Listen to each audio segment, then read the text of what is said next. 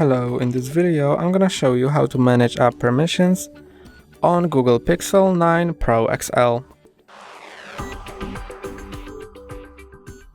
To manage app permissions, go to Settings, then Apps, then See All Apps, and choose an app of which you want to adjust permissions.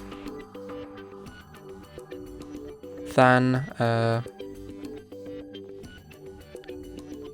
you can